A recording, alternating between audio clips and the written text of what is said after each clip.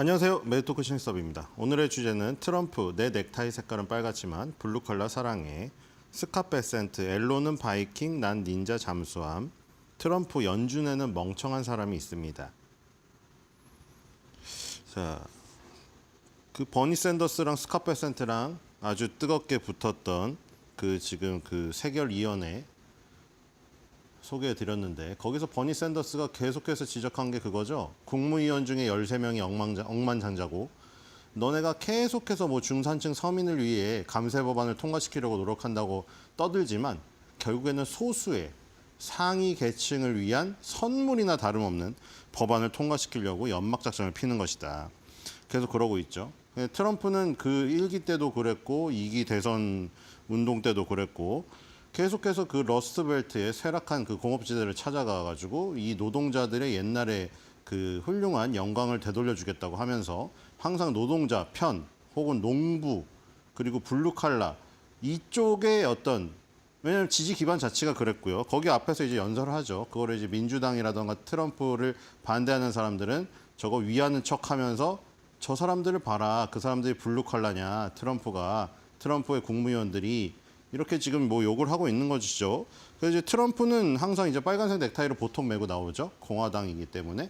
그래서 이제 트럼프가 이제 자기가 하는 그 활동, 이 어떤 정치 활동이라던가 이 모든 것들이 결국에 자기의 어떤 지지 세력을 위해서 직접적으로 삶의 여건이 바뀌는 것을 보여주기 위해서인지 정말로 마음이 나라를 사랑하고 노동자 농민을 위하는 것인지 그건 트럼프 마음속에 들어가 봐야겠죠. 어쨌든 국민들한테 중요한 거는 수치가 변하면 사람은 변한다. 우리가 하드 데이터가 굉장히 계속 좋게 나오면 아무리 그 민주당 그 성향에 강한 어떤 그 여론을 조성하려고 하는 저기 있더라도, 강성 의견이 있더라도 소프트 데이터가 변할 수가 있죠.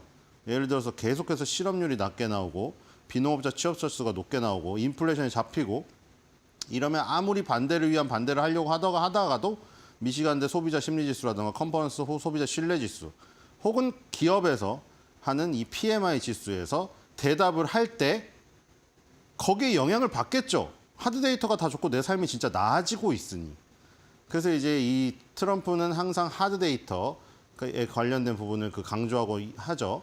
이제 트럼프를 위한 훌륭한 여론조사 수치가 하나 나왔다고 하는데, 이건 이제 여론조사인데 뭐를 올려나 봤더니 인사이더 어드밴티지에서 전국 설문조사한 게 나왔어요. 그래서 그걸 링크를 해놨죠. 트럼프의 직무 성과에 찬성이 54, 반대가 44다. 자, 그래서 이제 이거를 갖고 내 지금 정책에 찬성하는 사람이 과반을 넘는다. 이거를 지금 강조하려고 했던 것 같습니다. 자, 그다음에 또 60년 만에 최고의 미국 임금 상승률. 자, 이거는 이제 하드 데이터로 찍힌 거죠. 아까 말한 대로 바로 그겁니다. 저 아까 설문조사 같은 경우는 마음이죠. 이제 트럼프의 직무 성과를 얼마나 지지하느냐. 당연히 이제 저기서 또 그 트럼프가 자기한테 안 좋게 나오는 여론조사에 대해서는 항상 그렇게 얘기하지 않습니까? 표본이 지금 잘못 찍게 됐다. 왜냐하면 이 공화당 지지자들은 대부분 빠지고 민주당 지지자들이 과표집됐다 이렇게 주장하잖아요. 그럼 이제 거기에 똑같이 그 잣대를 기준을 똑같이 들이밀어서, 그러면 이런 지금 그 좋게 나온데도 똑같이 해야겠죠. 아까 전에 뭐 트럼프한테 유리하게 나온 거예요. 그러면은 트럼프를 반대하는 사람들이나 민주당 지지자들이 더 적게 들어가서 직무 성과가 저렇게 높게 나온 거 아니냐, 트럼프가 유리한 것만 따라 쓰는 게 아니냐. 트럼프가 유리한 것만 따라 쓰는 거 맞습니다. 자기한테 불리한 여론조사는 욕을 하면서 엉망진창 여론조사라고 하죠. 자, 그럼 이제 우리가 일반적으로 뭐 중도가 판단할 수 있는 거는 직접 수치로 찍히는 것들이죠. 물론 또 그거 가지고 이제 정부에서 발표한 고용 보고서를 조작을 했다, 뭐 그 한도 끝도 없는데, 왜냐하면 바이든 정부 때도 고용 보고서가 좋게 나왔다고 한 거를 이 지금 트럼프는 거기에 잘 들여다봐라, 다 공공근로 늘린 거 아니냐, 우리는 민간 기업에서 늘었기 때문에 실질적으로 는 거는 우리고 바이든은 또 사기를 쳤다 뭐 이러고 있는데, 어쨌든 미국 임금 상승률이 60년 만에 최고가 나왔다고 또 이렇게 또 감탄을 해놨습니다.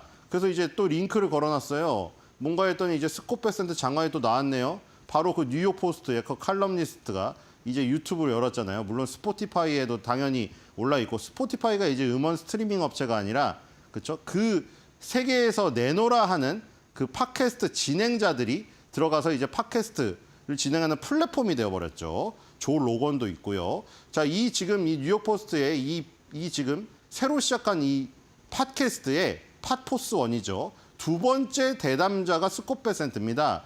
정말 강력하죠. 금방 유튜브 100만, 200만, 300만 가겠어요. 첫 번째는 트럼프, 두 번째는 스콧 베센트, 세 번째 벤스가 나오려나요? 자, 트럼프 정부에서 블루칼라 임금 상승률이 거의 60년 만에 가장 큰 폭으로 증가했다고 재무부 장관이 포드 포스원에서 밝혔다. 바로 미란다 데바인이죠. 이분이 지금 진행하는 뉴욕 포스트가 항상 트럼프를 지지하고 지지 성명을 발표했기 때문에 그런 인연으로 이런 그 중요 인물들이 출연하는 것 같습니다. 자, 이 내용을 보니까 트럼프 대통령의 두 번째 임기 첫 5개월 동안 블루칼라 노동자들 항상 강조하는 거죠. 맨날 러스트벨트에서 크게 승리를 했는데 거기가 굉장히 중요한 지역이잖아요. 항상 접전 지역이기 때문에 거기를 지면은 바로 대선에서 탈락합니다. 그래서 이제 거기에 이제 블루칼라 노동자들이 옛날에 이번에 디트로이트에서도 보셨잖아요. 철강을 살리겠다고 옛날에 노동자들의 부흥을 다시 되돌리겠다 이렇게 얘기했잖아요. 블루칼라 노동자들을 굉장히 항상 입에 달고 삽니다. 그래서 뭐 철강, 무슨 정유 이런 그 기반 산업에서 이 계속해서 활약을 하다가 다른 중국이나 이런 다른 나라에 뺏겨가지고 지금 일자리가 없어서 막 그 동네가 완전 망한 그 지역들 가갖고 항상 마가 외치면서 그렇죠. 이 힘을 붙돋고 있죠. 실제로 늘었냐가 중요하잖아요. 중도 입장에서 아까 말한 대로 트럼프 지지하는 사람들은 열렬히 지지하고 트럼프 반대하는 사람들은 열렬히 반대하고 있고 여론조사는 서로 유리한 거를 갖다 쓰고 이러니 그럼 중간에서 딱 중간 지역에 있는 사람들 있잖아요. 그런 사람들은 이런 걸 본다고요. 이 지금 역대 최대치인 거의 2%에 달했다. 미국 재무부의 데이터. 물론 이것도 얘기 드렸습니다. 의심할 끝도 없습니다. 트럼프 행정부의 재무부고 스콧 베센트가 장관으로 있는 재무부니까 저거 조작할 수도 있겠지. 그럼 이제 뭐 한도 끝도 없는 것이죠. 음모론이. 1.7%의 임금 인상은 조 바이든 정부의 마이너스 성장과 극명한 대조를 이룬다. 1969년 리처드 닉슨 이후에 5개월 동안 블루칼라 노동자의 플러스 성장을 기록한 대통령은 유일한 대통령이라고 합니다. 1기 때는 1.3%였고 어쨌든 1969년으로 회귀를 해야지 지금 이 트럼프 1, 2기 때 나온 이 플러스 성장, 이 기록이 나온다고 하네요. 이걸 내세웠고요. 자, 스콧 베센트, 앨런은 바이킹, 난 닌자 잠수함. 아까 전에 나온 그 스콧 베센트 재무부 장관의 그 얘기를 딴 그것을 트루스 소셜에다 링크했던 그 내용이 발언이 어디서 나왔냐? 바로 이 그 디바인이 지금 새롭게 팟캐스트를 시작한 이 두 번째 초대 손님인 스콧 베센트 장관의 입에서 나온 것이죠. 자, 트럼프 대통령은 많은 전략적 불확실성을 조성합니다. 이 얘기는 캐롤라인 레빗 대변인에게 기자가 질문했을 때도 똑같은 답변을 했던 내용입니다. 그렇죠? 왜 이렇게 오락가락 하느냐 하는 그 지적에 대해서 어떻게 생각하냐고 했을 때 그거 일부러 그런다. 당연히 트럼프 반대하는 사람들은 맨날 저렇게 오락가락 하니까 저 모양 저 꼴이지 이러고 있잖아요. 사실. 그렇죠? 왜냐면 아니 트럼프 자신도 속일 것 같은 얘기를 계속하니까 이 얘기했다가 지금 이란 최근의 이슈에서도 똑같지 않습니까? 이란을 공격할 수도 있고 안 할 수도 있다. 근데 그 전에도 맨날 그렇게 얘기해 항상 화법이. 그렇죠? 할 수도 있고 안 할 수도 있다. 중국하고 시진핑하고 친하다. 시진핑을 존중하는데 중국이 하는 꼴은 못 봐주겠다. 그러니까 이게 그거를 보고 이제 플렉서빌리티라고 했잖아요. 유연성이라고. 트럼프는 이건 나는 유연성을 발휘하는 거다. 이렇게 전략적 불확실성을 가져가지 않으면 상대방이 패를 다 알고 행동해버리지 않느냐. 그걸 보고 이제 트럼프를 반대하는 사람들은 오락가락이라고 하는 것이고 트럼프는 일부러 전략적 불확실성을 강조해서 이 협상에서 유리하게 이끌고자 하는 전략적인 행동이다라고 하고 있죠. 그 얘기를 스콧 베센트 장관도 했고요. 자, 그다음에 디바인이 결국 또 물어봤죠. 안 물어볼 리가 없습니다. 이 유명한 일화지 않습니까? 그때 트럼프 대통령이 첫 그 팟캐스트 이 초대자로 나왔을 때는 그 질문에 대해서 뭐라고 했죠? 자기 못 봤다고 했습니다. 그렇죠? 고성이 들리는 건 들었는데 앨런 머스크가 무슨 박치기를 해서 스콧 베센트 가슴에 멍을 들게 했다. 그거는 못 봤다고 했습니다. 그래서 이제 당사자한테 직접 물어봤어요. 두 번째 대담자에게 사무실 밖에서 큰 소리로 말다툼이 있었고 일론 머스크가 당신을 밀쳤다고 했는데 그런 일이 진짜 있었냐고. 근데 일단 없다는 취지로 얘기를 했어요. 자, 그리고 이제 그 앨런 머스크는 자기가 바이킹이라고 생각을 하고 나는 잠수함인데 이 닌자 같은 잠수함이다. 약간 성향이 틀릴 뿐이다. 근데 나랑 앨런 머스크가 둘 다 국가를 위해서 일하는 건 사실이고 엘로는 속도를 설정하는 하고 속도를 빠르게 진행하는 그 바이킹 같은 인물이다. 이 얘기를 했고요. 그다음에 이 얘기가 또 나왔죠. 가장 지금 중요한 지금 관세를 다른 나라에서 갈취하고 그다음에 대규모 감세 법안을 통과시키려고 하는 그 목적이 이 바이든한테 이어받은 GDP 대비 부채 비율 그리고 뭐 신용등급 기관이라던가 다른 정치권, 사회권, 국민이 지금 우려하는 그 부분 부채가 너무 쌓여서 부채를 못 갚아갖고 미국이 망하는 거 아니냐 하는 우려에 대해서 계속 이 논리를 주장하고 있죠. GDP 대비 부채 비율이 중요하지 않느냐? 그럼 이제 우리가 GDP 대비 6.5에서 6.7% 정도를 물려받았는데 이 엉망진창인 경제를 그러면은 우리는 GDP를 엄청나게 성장하여 이 지금 GDP 대비 부채 비율을 낮춰버리겠다. 그래서 나는 2028년에 대통령 임기가 끝날 때 적자가 3%대로 돌아가기를 바란다. 라고 지금 목표를 설정했습니다. 자, 과연 대규모 감세 법안을 통과시키면서 그렇죠? 단 하나의 아름답고 큰 거기다 위대한까지 추가한 이 법안을 통과시켜서 부채가 늘어남에도 불구하고 트럼프 임기 만료 때 지금 6.5에서 6.7인 GDP 대비 부채 비율을 반토막 이하로 내릴 것이라는 스콧 벤세트 재무장관의 이 목표가 달성되면서 아주 유종의 미를 거둘 수 있을지 지켜봐야 될 것 같고요. 자, 그다음에 최초의 게이 재무장관이죠. 이 스콧 벤세트 장관이 여보입니다. 그리고 남편이 있어요. 둘 사이에 이제 또 자식이 있고요. 물론 스스로 낳지 못했겠죠. 생명공학적으로 안 되니까. 근데 어쨌든 게이 재무장관이고요. 원래 나올 때부터 그게 지금 저기가 거론이 많이 됐죠. 특이했으니까. 자, 그다음에 어저께 통과된 지니어스 법안에 대한 얘기도 나옵니다. 암호화폐가 실제로 달러의 패권을 굳건히 하는 요소 중 하나일 가능성이 매우 높다고 생각한다고 스콧 벤세트 장관도 말했습니다. 자, 이 지금 상원에서 지니어스 법안이 통과되어 하원으로 넘겼거든요. 이거는 반대로 갔죠. 감세 법안은 하원에서 통과돼서 상원으로 넘겼고. 자, 디지털 자산에 대한 공약은 혁신이다. 자, 트럼프도 친 디지털 자산. 대선 후보 시절에 맥도날드에서 알바도 했지만 또 뭐 했죠? 유명한 장면? 그 펍에 가갖고 햄버거를 사는데 코인 지갑에서 바로 결제를 했습니다. 이 역대 대통령 중에 최초죠. 당연히 뭐 옛날에 뭐 닉슨이나 이럴 때는 암호화폐 자체가 없었으니까요. 링컨이나. 그렇지만 어쨌든 간에 디지털 자산에 대한 공약이 혁신이라는 것이 트럼프 대통령하고 궤를 같이 하고 있는 것이고요. 암호화폐와 디지털 자산을 도입하고 미국을 선두주자로 만들어줄 것이다. 뭐냐면 지니어스 법안이. 지금 통과가 됐죠. 자, 그다음에 트럼프 연준에는 멍청한 사람이 있습니다. 자, 드디어 이제 화가 머리 끝까지 났습니다. 저 지금 얼굴에 물론 트럼프가 워낙 드러나기도 하지만 진짜 너무 심하게 드러났어요, 어제는. 왜냐면 저번에 불렀잖아요. 공개 석상은 아니었지만 불렀죠. 애플의 팀 쿡도 자주 불렀지만 그러니까 대부분 부르는 사람들이 뭐예요, 지금 보면은. 자기 말대로 행동 안 하는 사람들. 애플 팀 쿡한테 막 부르고 전화해가지고 너네가 지금 중국에서 조금 뭐 관세 때문에 인도로 옮기는 것까지는 내가 허가를 하겠는데 새로운 생산 시설이 인도에 짓는 건 절대 용납 못한다. 무조건 미국에 와서 애플 아이폰 생산하라 이랬죠. 지금 답변이 없으니까 자기가 T1 폰 만들어버렸잖아요. 그냥 8월 달에 출시하는. 자, 그리고 또 말 안 듣는 한 사람이 파월 맨날 얘기하지 않습니까? 어제 결국 자, 거의 뭐 동결이 그냥 100% 예상됐던 상황이죠, 이게. 그래가지고 지금 트럼프가 온갖 말을 다 쏟아냈습니다, 지금. 일단 스투피드 펄슨 누구겠습니까? 파월이 있다는 거죠. 스투피드 펄슨이 있고 중요한 건 이제 화가 너무 난 나머지 이 말을 아예 대놓고 해버렸습니다. 내가 지금 임명해도 되겠냐고, 차기 의장을. 아직 임기 남았거든요. 내년 5월까지. 화가 머리끝까지 났죠, 이제 드디어. 자, 그래서 이제 금리를 왜 낮추라고 하냐. 아까 전에 그 GDP 대비 부채 비율 6.5에서 6.7이라고 스콧 벤세트 장관이 얘기했잖아요. 그리고 임기 만료 때 3%대로 낮추겠다는 게 목표라고.